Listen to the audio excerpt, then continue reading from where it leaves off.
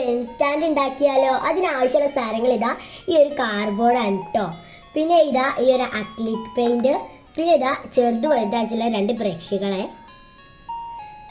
നമ്മളിതാ ഈ ഒരു വെള്ള കളറിലുള്ള അക്ലിക് പെയിന്റ് ആണ് കേട്ടോ എടുത്തിട്ടുള്ളത്. നമുക്ക് ഇന്ന് ഈ ഒരു അക്ലിക് പെയിന്റ് ഇതിന് മൊത്തത്തിലൊന്ന് അടിച്ചു കൊടുക്കാം.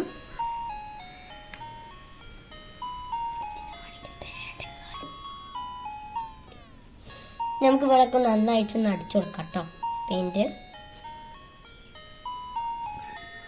അപ്പോൾ ഇതാ നമ്മളിതാ മൊത്തം ഒന്ന് ഫിനിഷ് അടിച്ചു കൊടുത്തിട്ടുണ്ട് കേട്ടോ പെയിന്റ്. ഇനി ഇതാ ഗൈസ് നമുക്കിതാ ഈ ഒരു മഞ്ഞ പെയിന്റ് കൊണ്ട് ഇത് ഇവിടെ ഇങ്ങനെ ഹോള് ആയിക്കാണ്ട് ഇട്ട് കൊടുക്കാം കേട്ടോ. ഇതാ ഇതുമാതിരി ഇങ്ങനെ വട്ടത്ത് കളർ ചെയ്ത് കൊടുക്കാം കേട്ടോ.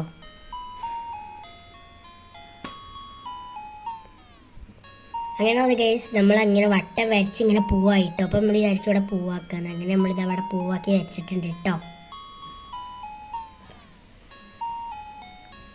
ഇനി ഇത് ഗൈസ് നമുക്ക് ഇതിന് ഇതാ കുറച്ച് ചുവപ്പ് കളറ് എടുത്തിട്ട് അതിൻ്റെ നടുവിലൊക്കെ ചെറിയ ചെറിയ വട്ടങ്ങളാക്കി ഇട്ട് കൊടുക്കാം കേട്ടോ.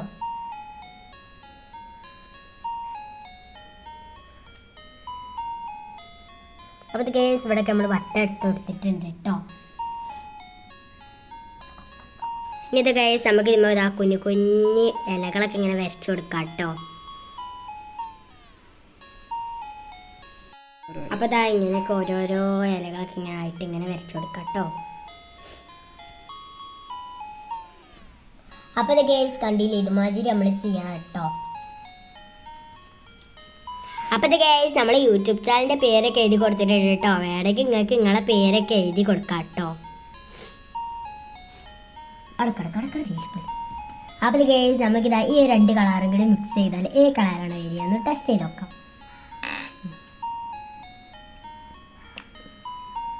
നമുക്കിതൊന്ന് മിക്സ് ചെയ്യാം.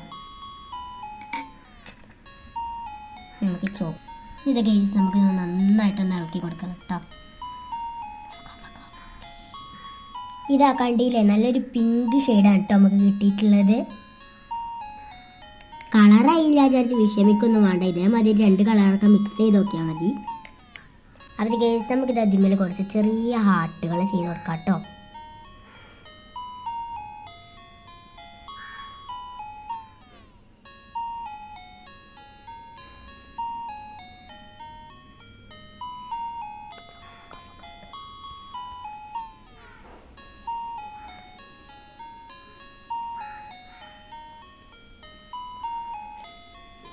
അപ്പോൾ അത് ഗൈസ് നമ്മളെ ഗ്രാഫ്റ്റ് ഇതവിടെ റെഡി ആയി വന്നിട്ടുണ്ട് കേട്ടോ. നമുക്ക് വീഡിയോ ഇഷ്ടപ്പെട്ടാൽ ലൈക്ക് ചെയ്യുക, ഷെയർ ചെയ്യുക, സബ്സ്ക്രൈബ് ചെയ്യുക. ബൈ.